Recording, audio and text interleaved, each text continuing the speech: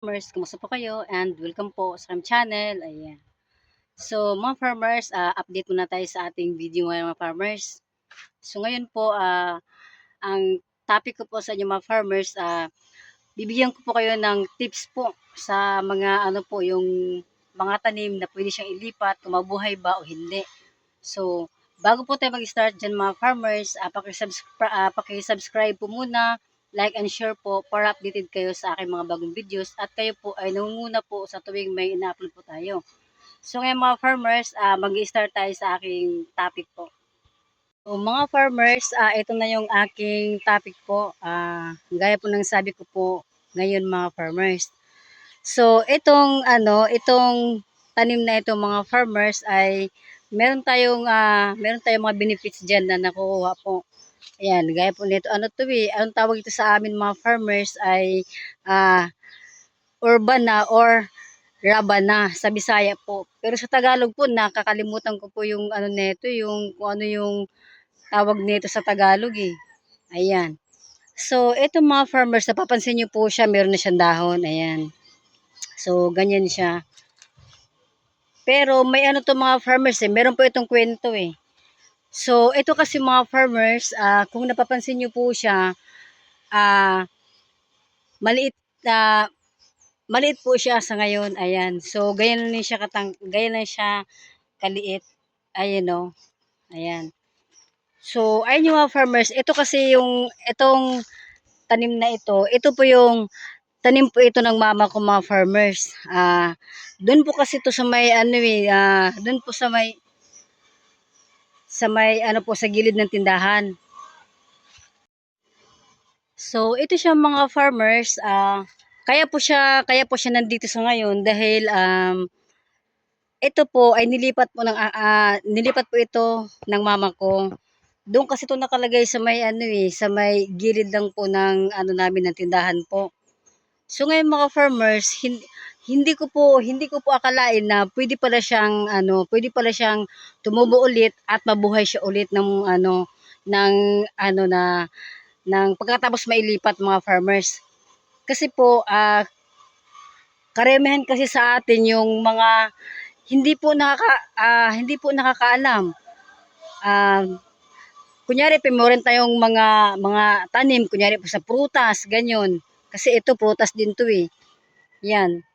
Tapos meron din po tayong nakukuha diyan ng mga benepisyo po. Ayan. So ito mga farmers, nung time kasi na kinuha na po ito, kaya nagtatanong ako, sabi ko, mabuhay pa kaya ito kasi sayang naman napakatangkad na po nito eh. Napakatangkad na po talaga nito mga farmers. Pero gawa nung nilipat siya, kaya siya naging ganyan lang siya kaliit sa ngayon. Kaya sabi ko, i-share ko po sa inyo mga farmers na eto palang mga tanim natin, kunyari po meron tayong mga prutas, ganyan or mga ah, panggamot lang po, yung mga sariling ano lang po natin, sariling mga tanim natin na nasa mga gilid lang po ng ating tahanan. Ayan. So, pag once pala po na ano natin sila yung kumbaga yung gusto natin silang kuhanin or ilipat po mga farmers ay pwede pala yun. Pwede pala natin silang ah, ilipat po. Basta po nakaano lang po siya kumbaga itanim natin sila sa panibago po na taniman pero dapat po yung medyo malalim naman yung ah, yung pagtataniman ulit ng panibago. Yung paghukay tayo ng medyo malalim-lalim din naman para tumubo siya kasi syempre kumbaga sa atin kasi naninigurado lang po tayo mga farmers na tutubo talaga ulit yung ating mga tanim po na nilipat. Kaya eto po, sinishare ko sa inyo, tips ko lang po ito mga farmers kasi syempre, naranasan ko sa ngayon. Yun nga, lagi ko siyang inoobserbahan ko siya. Kaya sabi ko, pwede pala tong mabuhay ulit. Kasi sayang naman po, napakahirap po magpalaki ng tanim, ganyan, or mga prutas. Tapos, pag gusto natin silang ilipat, yung feeling nyo po na hindi na mapapakinabangan dahil yun nga, nailipat natin sila kasi meron din mga ibang mga farmers na tinatapon na lang kasi hindi nila alam na may puruhan palang tumubo ulit. Kaya sabi ko, i-share ko to sa aking mga kapwa ka-farmers kasi baka po meron sa atin na hindi nakakaalam na pwede palang tumubo na pag nilipat natin sila, basta po yung paghukay niya po ng pagtataniman ay medyo malalim naman ng konti para po syempre ah, mabuhay talaga siya. Ito mga farmers, so gito lang yung katawan niya ngayon. Ayan. Ayan mga farmers, o ayan o. So, dyan yun. Tapos, ganyan siya. Di ba nagkaroon na po siya ng dahon? Panibago na po ito mga farmers. Ito, ayan o. So, ano to eh, kasi sayang kasi, nanghihinayang si mama ko na ilipat or itapon na lang. Kaya sabi niya, maghukay ako ng ano, total, naranasan ko naman na tutubo siya ulit ng panibago po ng pagtataniman niya ho. Ayan. So, ito na po siya mga farmers, so, 'di ba? So, ang ganda na po ng mga dahon niya. Ito yung kasama nung ano, nung luma pa lang mga farmers. Ayan. So, nabuhay nga rin ito, oh. Ayan, oh. So, nabuhay siya.